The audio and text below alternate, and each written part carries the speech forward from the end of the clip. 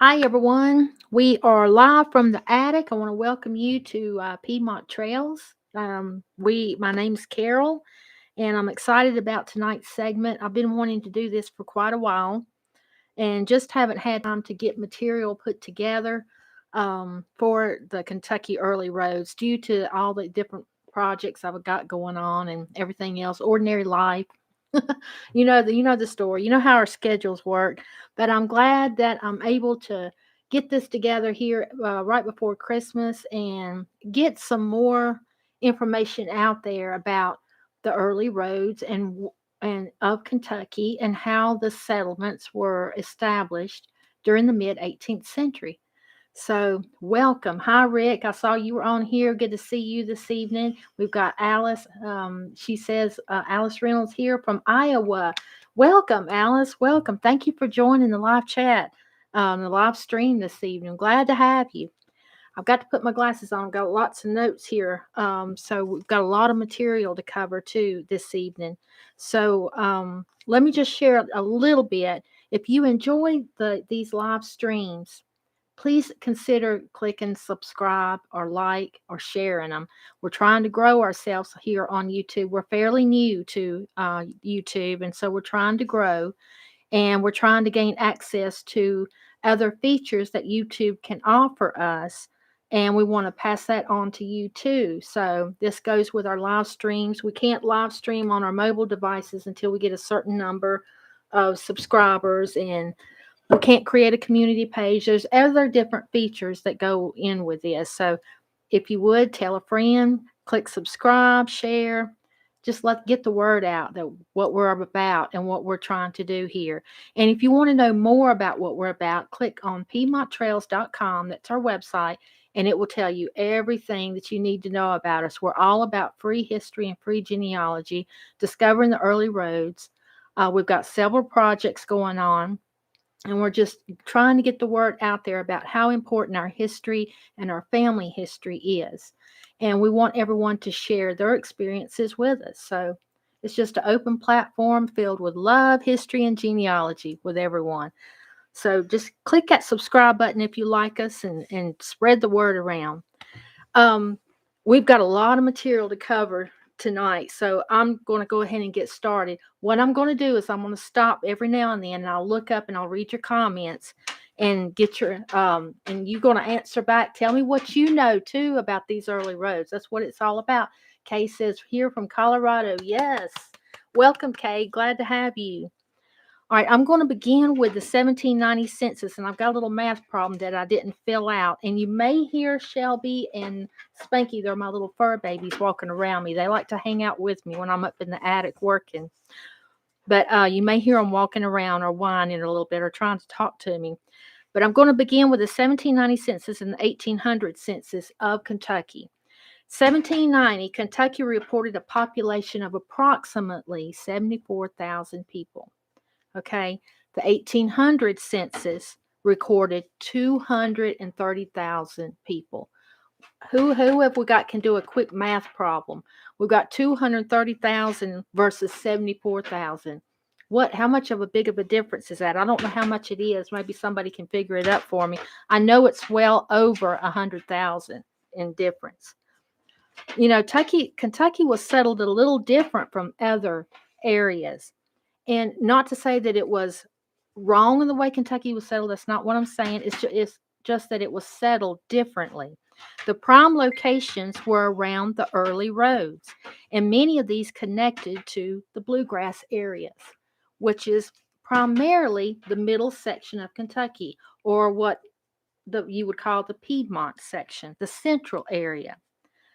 The last 10 years of the 18th century witnessed, did anybody get my math problem? Over 156,000 people in a 10-year span driving, riding, traveling to Kentucky between 1790 and 1800. That's a lot of people.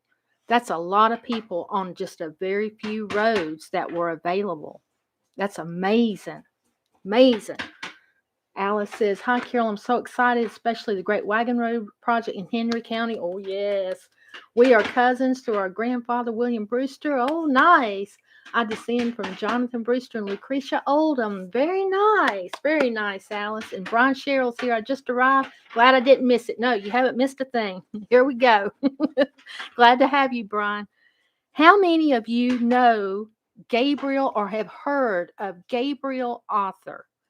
Or what about James Needham? How about Major General Abraham Wood? Any of these names ring a bell? These men explored west of the Yadkin River in North Carolina. Anything west of the Yadkin River in North Carolina was considered in the Western Mountains. It was a non-settled area during the early, especially the early 18th century into the mid years of the 18th century. They also explored into Kentucky. And they also explored into Tennessee. But the thing that gets me about these men is the time period in which they explored these areas. And it was during the years of 1671 through 1673. That's a whole 100 years before many colonial families were even thinking about migrating into Kentucky and Tennessee and really western parts of North Carolina as well. That's a lot of time span. So what were these guys doing there? What were they looking for? They were pretty much looking at land and establishing relations with the Native Americans, the Cherokee. They were looking to trade. They were also inspecting what was available as far as the terrain, the landscape, and if there were routes and paths and trails. Okay. Needham actually left Arthur there with the Cherokee. Many people, historians will say, oh, Gabriel Arthur was captured by the Cherokee and he was held hostage. This is not true. And there are documents out there that support this. Gabriel Arthur stayed there with the Cherokee willingly. He became very involved with the local town that he was living in. I'm not quite sure what that town was. I know it was in eastern Tennessee, pretty much the location, but I don't know exactly which one. But James Needham left Gabriel Arthur there while he returned back to Virginia to turn in his reports about what they had found. During the meantime, Gabriel Arthur did become a prisoner, but he was captured by the Shawnee of Upper Kentucky, more so in the Ohio Valley area. The Shawnee eventually released him, and they pointed him down this particular path and pointed him the direction on how to get back home. Well, his current home was with the Cherokee town in eastern Tennessee. The path that he pointed to was the very well-known path at that time through Kentucky. Many people will, the English will refer to this path as the warrior's path. Why the English continuously call Native American trails dating from this time period the warrior's path, I don't know. Not all colonies did this, but Virginia did. And Virginia during this time owned and controlled the lands in this area according to their British boundaries. Virginia was responsible for Kentucky. So, with the reports, they named this path a warrior's path. Eventually, Gabriel Arthur made it back to civilization. He no longer resided with the Cherokee. But it's just amazing that this is proof and documentation of a trail through Kentucky during 1671 through 1673. It's documented proof. That's how Gabriel Arthur was able to get from the Ohio Valley River, the Ohio River, and then move south into eastern Tennessee.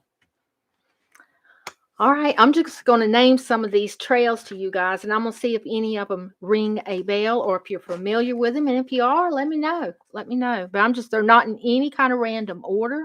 I'm going to share with you a little bit over 15 of these colonial roads. They date before 1800, before the 19th century. So I'm just going to randomly name you. Some of them I've got a few little details on, but as I go through the segment tonight, I've got even more details on each one. So the first one I'm going to mention is Skaggs Trace, circa 1761. Hagen's Trace, 1771. Big Sandy Trail. This was a known military trail. Nickajack Trail, Chickasaw Trail. This pertains to the Natchez Trace.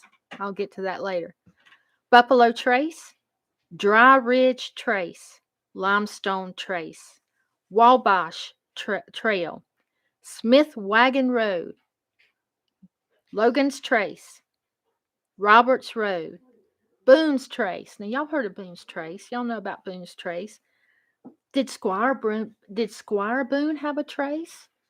Squire was Daniel Boone's brother, so did Daniel Boone created a trace. He had a road. Did his brother Squire Boone have a trace or a road?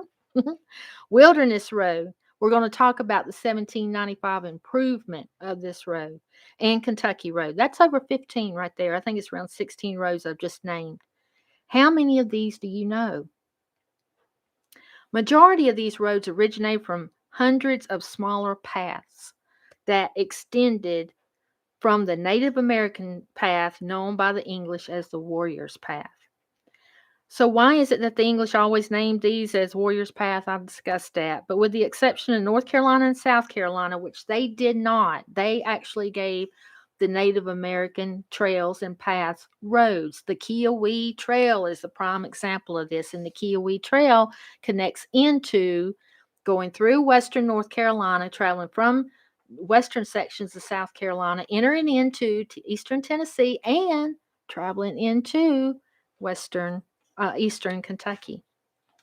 Kiowee Trail.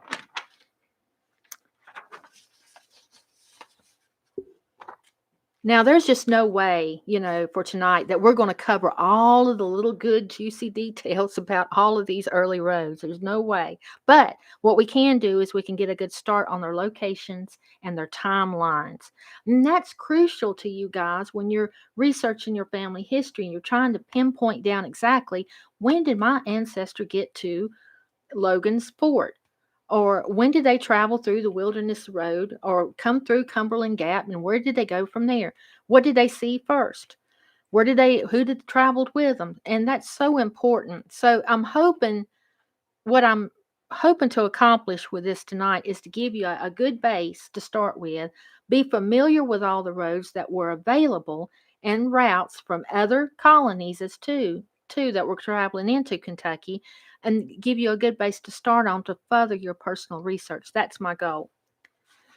So right now, I'm going to also share routes that are leading into Kentucky from Pennsylvania, from Virginia, North Carolina, South Carolina, and Tennessee. And I'm going to do this right now. I want to share various routes. If a colonial family is traveling from Pennsylvania, a lot of people have asked me, could they have used a water route? And yes, they could have. They could have went through from Philadelphia to the Ohio River in Pittsburgh and floated right down the Ohio River on a barge to what is present day known as Cincinnati.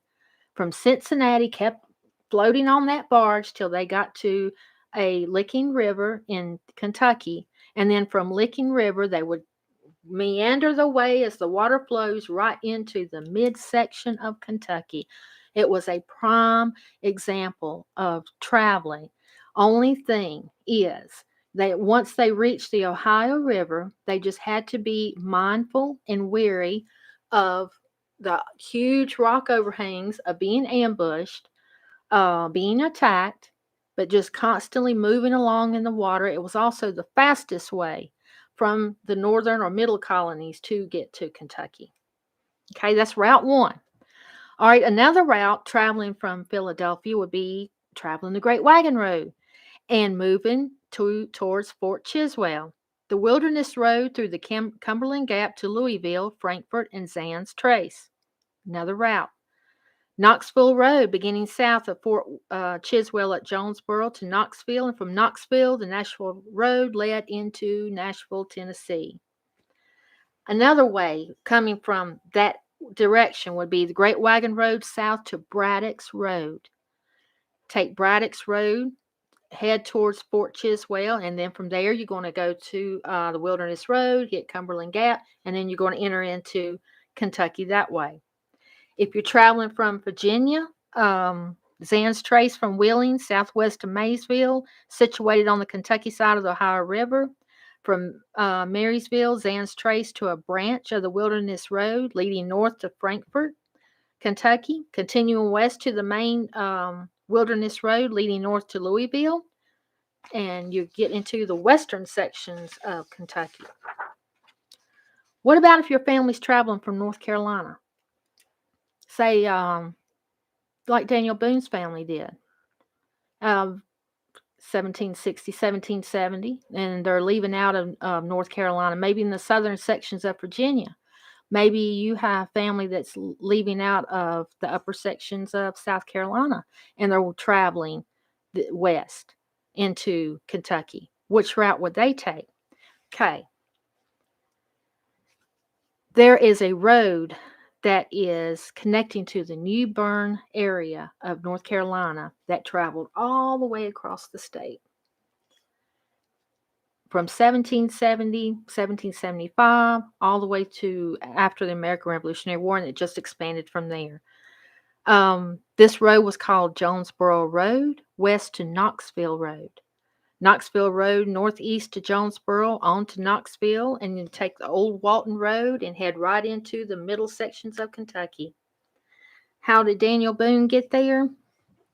And all of his friends and all of his hunting party, and Daniel Boone had a lot of interesting friends. We could do a segment just on him alone. He crossed over. He was living near the Yadkin River. He crosses over to Mulberry Fields in Wilkes County, where present-day 421 is. He heads on out. He has two separate little routes that he has been known to take. One would lead him to Morganton, and then he would travel north from that point. Another one, he would go through present-day Highway 421, head up Highway 16, and then cut up into Tennessee that way through Ashe County, going that way. Okay, I hope that gives you some ideas of various routes. The first land grant in Kentucky dates to 1760, and that was for King George, and it was located down Bullitt's Lick and Hazel Patch. How many of y'all heard of those places? It was recorded in Halifax County, Virginia, and this was all done to prepare for future settlement of Kentucky. Virginia claimed Kentucky lands all the way up until 1792. So if you're looking for land grants or data information about early Kentucky lands, remember that Virginia claimed the Kentucky lands until 1792. Virginia owned a lot of land. At one time, they controlled all the way up through the Ohio Valley, all the way into current-day Michigan, Great Lakes area. That was all considered Virginia. There were a couple of years, there's different years spanned in between there where Massachusetts controlled part of that land, Connecticut controlled part of that, but years later, for the main majority of the time when it was under British rule, Virginia owned and controlled most of that. So after the American Revolutionary War, these lands were ceded back to the brand new United States Congress. And what year was this? In 1784. Okay, we're going to go back to the roads. The Warrior's Path of Kentucky, also known as I'm going to try to pronounce this, Athea Miowe. Athea Miowe. That's the translation. Traveled in a basic north to south direction. This path connected to Cherokee towns in Tennessee, North Carolina, South Carolina, and northern Georgia. This was the trail that Gabriel Arthur used once he was released from the Shawnee in 1763. This path traveled north, beginning at the Cumberland Gap and east of Boonesboro, just slightly east of Boonesboro. West, a little over west of Upper Blue Lick, and crossing the Ohio River near Cabin Creek in Mason County. Many of the early roads would use this very same path as extensions. Shootouts. Y'all have heard me talk about that with the Great Wagon Road. Boones Trace, Skaggs Trace, Wilderness Road, Kentucky Road would all at some point link to this historic trail. How many of you have heard of Dr. Thomas Walker? These names that I mentioned to you all have written documentation that pertain to early Kentucky history. Thomas Walker is one of them. He has a journal. His journals are extraordinary and fascinating to read. His journal of May of 1750 documents the sighting of over 100 buffalo right along near Goose Creek in Kentucky. You just have to imagine you're right there, right along in Goose Creek, Kentucky, and you're out looking, and right there it's just huge amounts of buffalo grazing. This was in 1750. The buffalo created linking trails traveling to the various salt licks, which Kentucky is very well known for, all along the way to the Ohio River. Skaggs Trace is noted on various survey maps dating to 1761. I want to say that again. Skaggs Trace is noted on various survey maps dating to 1761. Okay, so when did Daniel Boone arrive in Kentucky again with his friends Finley and all of that hunting party, Logan and all that hunting crowd? Okay, Skaggs Trace was already identified on several surveyors' maps in 1761. A lot of these sources that I'm using tonight, I'll share with you at the end of the stream here. A highway marker stands today near Highway 25 and along Rockcastle River. The road traveling south extends from Hazel Patch to Crab Orchard, linking to Logan's Trace and Louisville. Hazel Patch was a colonial intersection. Y'all have heard me describe about Roanoke, or the Big Lick in Virginia, and how it was the central hub of intersection of roads. Well, this is the same with Hazel Patch in Kentucky. Several roads link to that area. Boones Trace also connected there at Hazel Patch.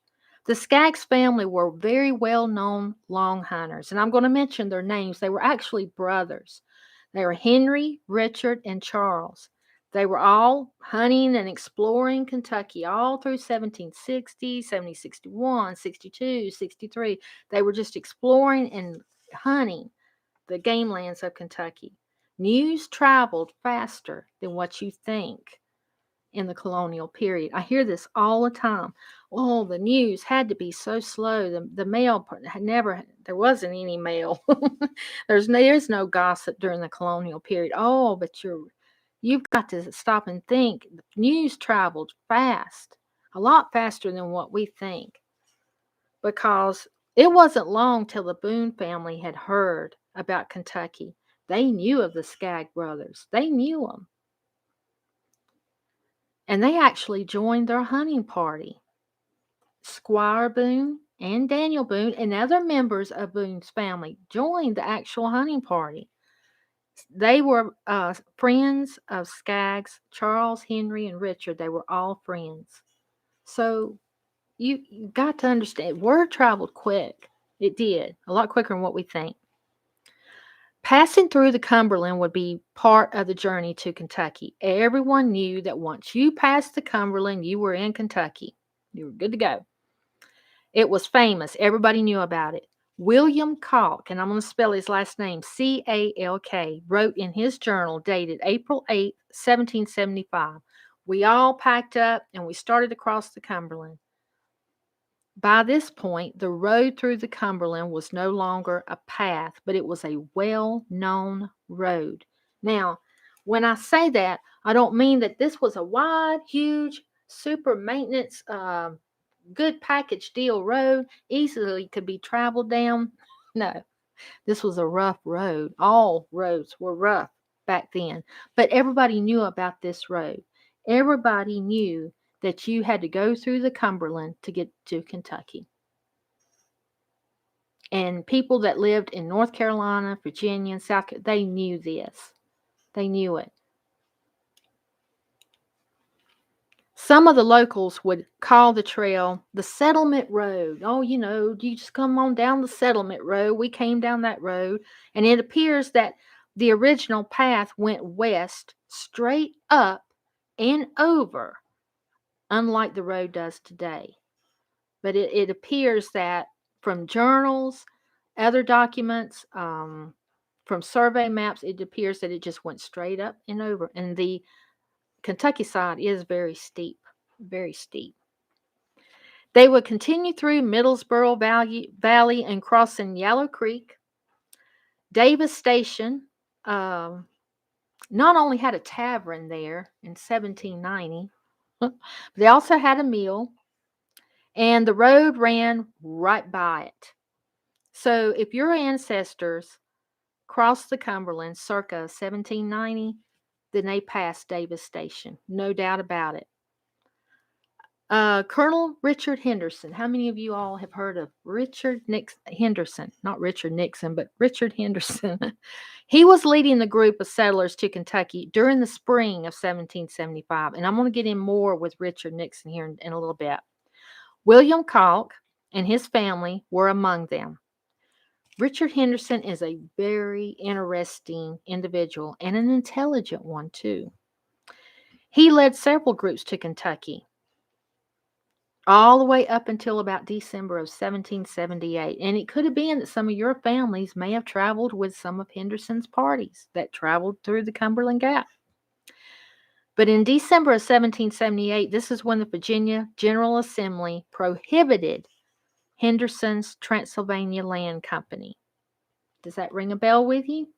Who hired Daniel Boone to cut out the road that led into Kentucky? The Transylvania Land Company. Richard Henderson owned that company. What's this? I could listen to you forever. Oh my goodness, Alice, thank you. Y'all, thank you so much for saying that. You're too kind. Thank you for sharing your knowledge. And she says, yes, she knows Richard Henderson. Yeah. Richard Henderson, he was not able to keep continuing bringing settlers into Kentucky after December 1778 because his Transylvania Land Company was no more. Virginia General Assembly they considered it as void. But however, Richard Henderson and his partners, his business partners, received 200,000 acres on the Ohio River just below the Green River. Now, Richard Henderson and Daniel Boone were about the same age. I think there was a couple of years apart from one another. Henderson's born in Virginia, and he migrates into North Carolina when he's really, really young.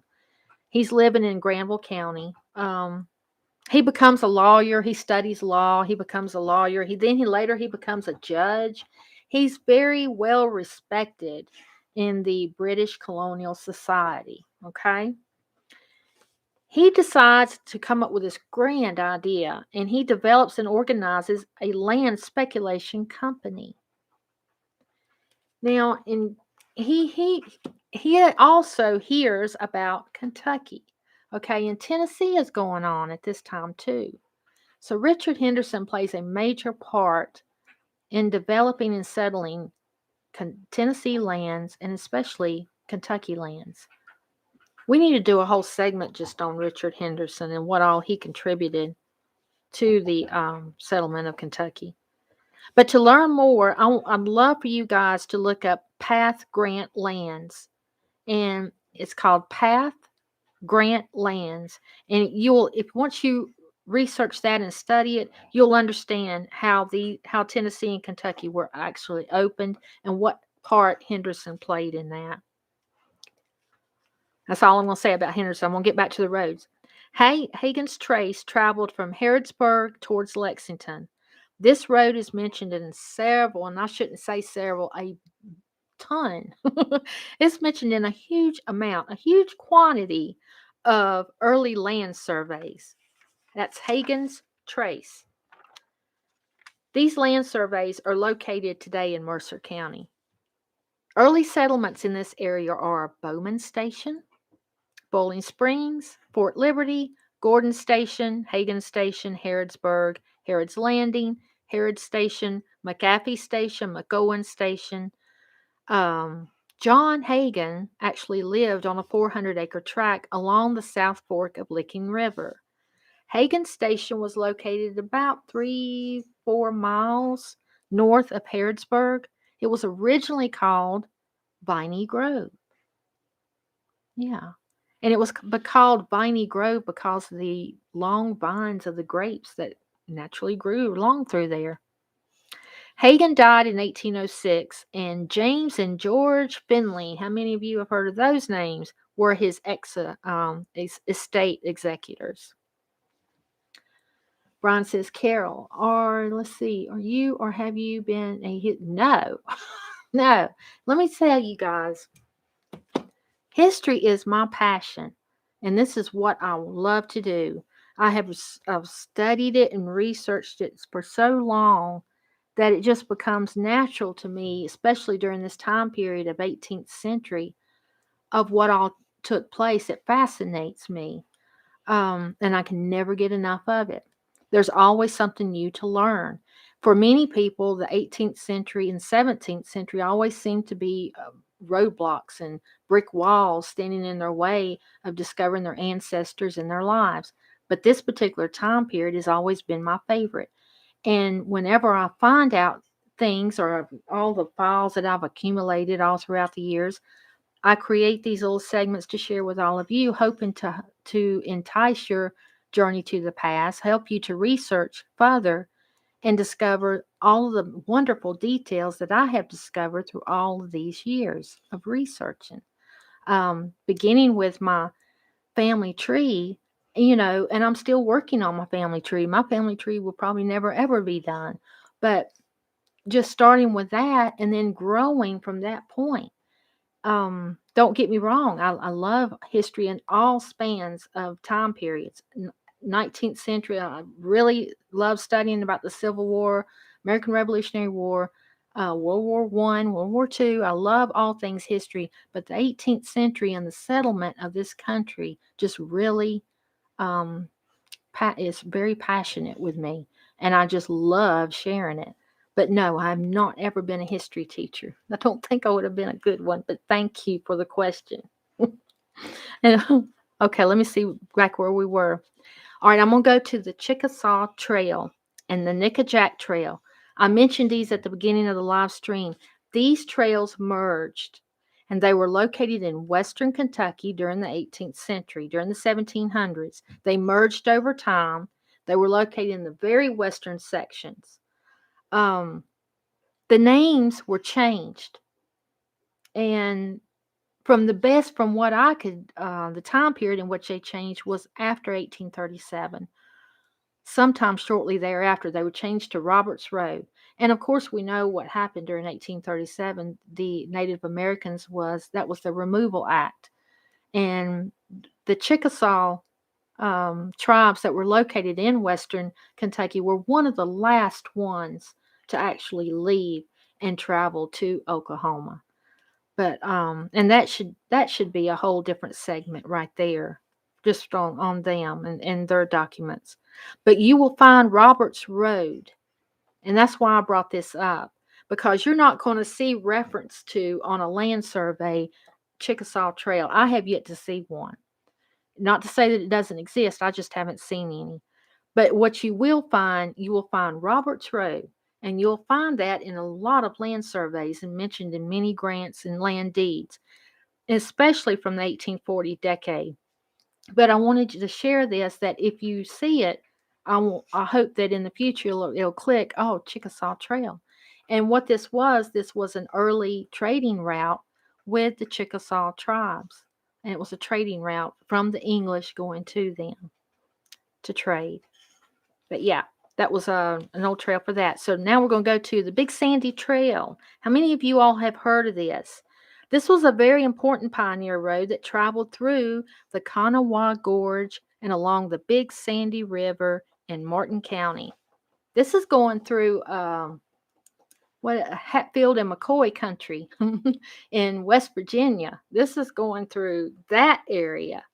It originally started as a military route, and families coming from that direction. This is a very popular route that they used in getting into the eastern side of Kentucky. Now, some people have said, well, was this a water route? It could have been used as a water route. There's all types of dams now that have been built on Sandy River now that alter the course and change the water levels. But back then, it could have been navigatable if you were brave. There were certain areas that the rapids were kind of rough, but you could do it. It was doable, and families did travel that way. So that's another route that they could have used. But like I said, that was first used as a military route. Logan's Trace was named for Benjamin Logan. How many of you have heard Benjamin Logan, who extended Boone's Trace? So he merged. He's traveling along Boone's Road, and then he decides, well, I'm just going to take a little west detour here, and I'm going to go this way.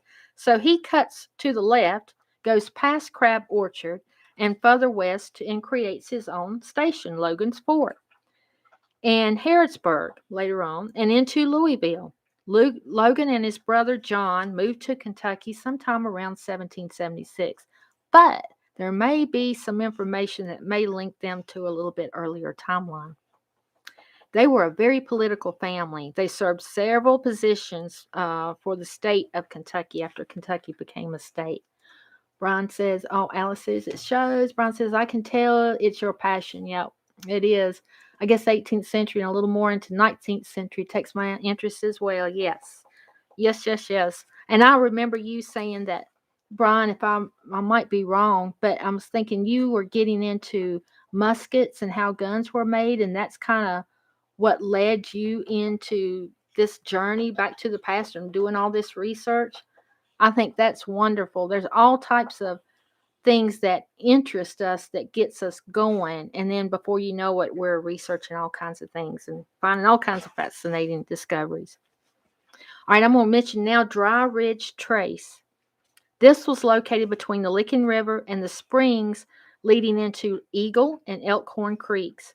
From 1779, this became the main north and south route through Kentucky. This became a real popular wide path, and that's called Dry Ridge Trace. This became the main one. This route was traveled from it was this route from Cincinnati, Ohio, that a wagon road was established from Fort Harmar, which was later called Fort Washington, to Boonesboro. Very popular road. Buffalo Trace can be found at Leestown and the Kentucky River. James, George, and Robert McAfee, with Matthew Bracken, Samuel Adams, and Hancock Taylor, traveled the Kentucky River in 1773 to the spot where the buffalo once crossed, and they gave a description of it. And they stated that could be little doubt of what remained as hundreds or possibly more buffalo crossed in that exact location where they were standing. They said it was just unbelievable, and there could be no doubt in any man's mind that this was a huge crossing for these buffalo. So here's a question. Just how many buffalo do you think lived in Kentucky? Think about that. Wabash Trail, located at Dixon, crossed the Ohio River near Uniontown. And one of the largest, not the largest, but one of the largest Shawnee towns resided in that same area long ago. Smith Wagon Road from Limestone to Lexington is known for a famous story, not necessarily proven. Not yet. It's not been proven yet, but for a short time, everybody had named it and proclaimed this road. Oh, that's a Smith Wagon Road, and it was all because of a Mr. Smith, who was the first wagon on the road in 1783, and this was located in Mason County, and they named it Smith Wagon Road. Boones Trace. Tell me what you know about Boones Trace. Everybody's heard of Boones Road. What I like about this road is that this was the first attempt at actually road building in Kentucky. You know, you got your paths and that were your buffalo hunting trails and animal paths that existed, you know, and with buffalo traveling, you got some pretty wide paths. It's hard to imagine what they look like, but they would be pounded with all their weight and the amount and the quantity of the animals traveling over there, and it would be a huge path. But Boones Trace is the first attempt at road building in Kentucky. So Boone actually he placed actual road markers. And there's something that I want to share with you guys. You may have information about it. There was a road marker that had Boone's name on it that was near Mount Carmel Church. And according to research and studies that I had found, the actual local community moved this rock next to the church back in 1922. And if you have information about that, I would love to hear from you. I've been trying to locate where the rock originally was taken from, because I think that rock was a road marker, because Daniel Boone stated in a document that he did place markers along the route. He used different kinds. They weren't all rocks. He used different kind. Your normal 18th century road markers, some of them were rocks, but some of them were just like on portions of trees or poles, and they would be always high, about 7-8 foot high, maybe taller, and they would have, because especially for wagon roads, because you're sitting up high in your wagon, you're not going to look down and pay attention to a road marker along the ground. You're going to be looking straight ahead, and the road markers will be about eye level to a normal man's height sitting in a wagon. That's the way the road markers were, or road signs were back then. In rural areas like that, like what you would call Kentucky, Tennessee, Western North Carolina, during the 18th century, they did use rocks, and you'll find a lot of the rock markers, especially around in Massachusetts, Boston area. They survived. Delaware, you'll find a lot. Connecticut has a lot where they use stone and rock as markers. But I would like to know more about the rock that was located on Boone's Trace at Mount Carmel Church, to see if y'all have heard of that story, and maybe y'all have information about that rock, because I would love to know. But even the rock markers are just not found today. This Boone's Trace was known as a pack trail. It was not known as a wagon road. It was known as a pack trail. How many of you know what the difference is of a pack trail and other roads? A pack trail is just you 2-3 foot wide, carrying your belongings. You got a pack horse maybe. You might have a cart pulling behind you, a sled, so to speak, and you're walking mainly on this path. That's a pack trail. The Wilderness Road is an improvement made to Boone's Trace, really. And it was done during 1795. They did that with, I think, around 2,000 pounds at the time. And I think that came out to be something equivalent to about 20 pounds per mile, something like that. Amazing, amazing, amazing. Brian says, that's it. I have an English. Let me put my glasses on. An English brown bess musket. Oh, an English brown bess musket on its way now. Hear you. It's not an original, but it is an accurate reproduction of the second land pattern which was used in the American Revolutionary War.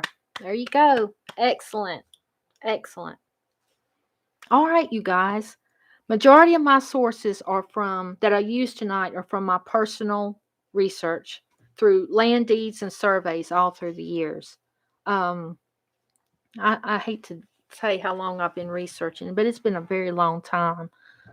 And I've got a lot of research and files. If you have questions, or you have things that you would like to find out if I have on hand, don't hesitate. Ask me. You can contact me here on YouTube. You can go on the website, PiedmontTrails.com, click on the contact tab, and contact me that way. And I'll get back to you through email. I have all types of maps, deeds, surveys from all of the colonies during the 18th century and into the bordering states such as Georgia, Alabama, Mississippi, Kentucky, Tennessee, Ohio, Indiana, Illinois, Michigan, Minnesota, and points west. It takes people to create roads. And if you follow the people, you find the roads. But that works in reverse too. If you follow the roads, you find the people. Other sources that I used are various maps that I have on hand, like I said, and some of these can be found online. So I'm going to name some of these right now. If you look for Lewis Evans' map of 1775, okay, and Thomas Hutchins' map of 1778, you can find these both on the Library of Congress website.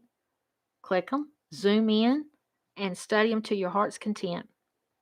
I have a lot of personal land surveys and deeds that and maps for that area that have led me to tonight's segment and all my things that I've been sharing with you guys. One of my favorite sources, though, is by the Kentucky Historical Society and the research study by Neil Owen Hammond. And I'll repeat that. It's by Neil Owen Hammond, and you can find it online now. It is online in a PDF format. It was printed in April of 1970. He was extraordinary during that time period in his research into the early roads of Kentucky. Okay. Other sources I used for tonight is Lincoln County Survey Book, Volume 4. I also used Luke Munsell map, which was published in 1818. That is Luke, Luke, and then Munsell, Munsell, is his map, published in 1818. Thomas Walker's Journal, Daniel Boone's letter to Governor Shelby in 1795. I also used William Cox's journal, and that last name is Calk. I also used documents, personal memoirs of Richard Henderson, Colonel Richard Henderson, Judge Richard Henderson. And I also used History of Kentucky by Richard Collins. This was published in 1874. Bron says, my third great granddad, Jonathan Sherrill, was born in 1798 in Tennessee, and according to the 1820 census, he resided in Wayne County. By the 1830 census, he was already in Indiana. Yeah. One thing I've learned about researching a majority of these Kentucky families, early Kentucky families, who, like with Boone and all them, they traveled during the early years into Kentucky and settled. They moved on. They didn't stay. A great many of them didn't stay. They moved further west. I had ancestors who did the same thing. They moved just like what Brian's ancestors did and moved to Indiana. Mine went to Indiana too. I had some later who moved into Illinois. Yeah, they didn't stay. Look at Daniel Boone. He didn't stay either. It's amazing. It's like these people were on the move. They were looking for something else. All right. Coming up on Piedmont Trails, I'm going to have an article about how colonial families celebrated Christmas, and this varied greatly from colony to colony, from family to family. So watch the website this week for new historic trails and roads to be added also to the Migration Trails page and for the Christmas article. I also may, I'm not going to say for sure, but I may have a surprise video coming out before the end of December showing and sharing early surnames of Kentucky. And I have a lot of their family files here, and they I may pull some of these this week and put together a video and share some of the families and their history and their genealogy in Kentucky. We'll see how much time I've got to have to get this done. Don't forget about the Great Wagon Road Project. We're going to have updates going to be published from it very soon. And tonight I only touched the surface with this history into Kentucky. And I encourage each and every one of you to look further into these roads, study them, because there's a whole lot more history that I'm not able to get in tonight's segment about each and every one of them. And there are more roads that I did not mention tonight. I will have a podcast coming out this week too that will go into detail about the main migration trails. And there are 4 of them. And I want to go in detail on that podcast of exactly where they were how they originated, and the groups and families who actually traveled them. And that's coming out later this week. I want to thank you guys so much for joining me this evening. The next live stream is going to be on January the 30th. That's the last Sunday in January, and it's going to be at 7:30 right here on the Piedmont Trails channel. Alice says the Cox on the 1800 Kentucky census in Warren County, they're mine. Excellent. Thank you for sharing that with me, Alice. Thank you. I appreciate that. Okay, you guys, if you like what you see, am I doing a good job? Am I sharing history and genealogy like it should be shared? If you like that, if you think I am, hit the subscribe button and tell YouTube that, hey, you need to give them those extra features so she can share them with us too. There's all kinds of eligibility features that I could be using, but I have to wait till I get a certain amount of subscribers. So tell your friends. Say, look at that crazy girl on Piedmont Trails. Look what she talks about. Yeah, but hit subscribe and join the journey with us. We'd love to have you. If you, like I said, contact me. And if you got questions or maybe you got some answers, say, hey, Carol, you were wrong on this and you need to go back and say this. So let me know. I'll be happy to do that. We are all learning. I want to wish you all a Merry, Merry Christmas and a Happy New Year. I won't see you until the year of 2022. And I want you all to enjoy your journey to the past. And thank you so much for joining me. And God bless.